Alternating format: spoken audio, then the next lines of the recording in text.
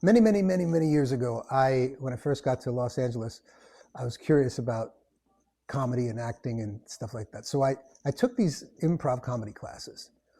And what really blew me away is like how spiritual improv comedy is. You've seen on like Whose Line Is It Anyway, and then you might have seen other improv shows, Second City and things like that, The Groundlings.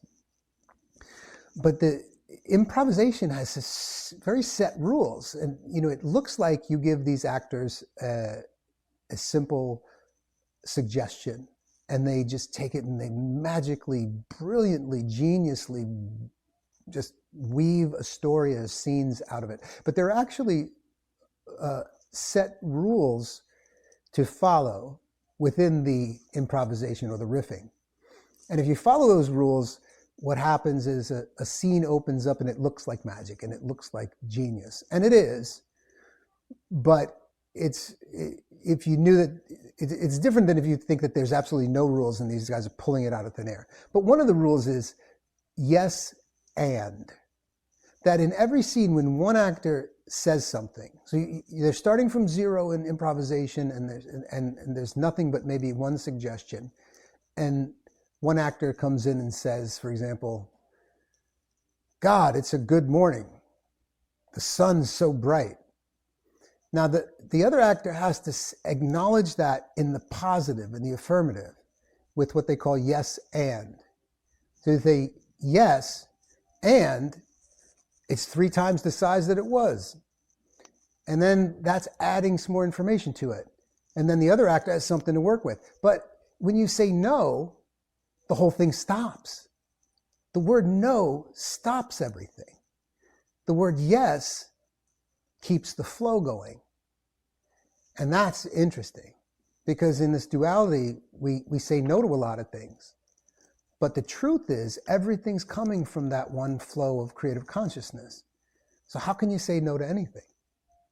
There's another great Joseph Campbell anecdote where he talks about getting to meet Swami Satchidananda, I guess. He was traveling through India.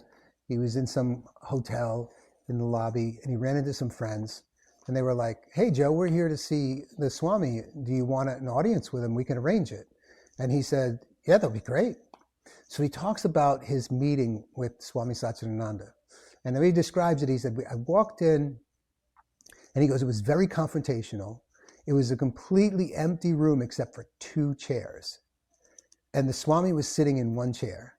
And the person getting the audience sits in the other chair facing the Swami.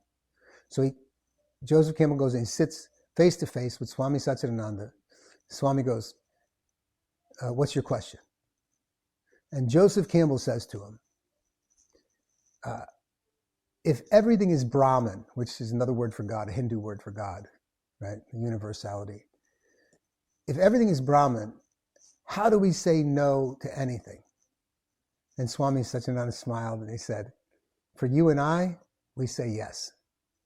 So then later on, he down in the lobby and talking to his friends, and he said, hey Joe, what did you say to the Swami? He said that you're very close to enlightenment. And so it turns out that question was the very same question that Swami Satchidananda asked his teacher. So that's, at these higher levels of spirituality, there's a realization that God is in everything and that there's one flow flowing through everything. One single consciousness, and that's in the Sikh path, of course, and also Kundalini Yoga. There's Ek Omkar. It's the beginning of the Mool mantra.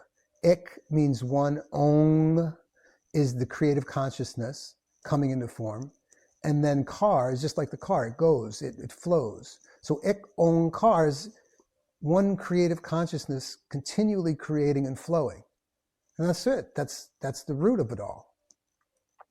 So if there's one flow, how do you say no to anything? But we have to train our minds to do that. We have to train our minds to say yes, because we're so conditioned to avoid suffering and seek pleasure.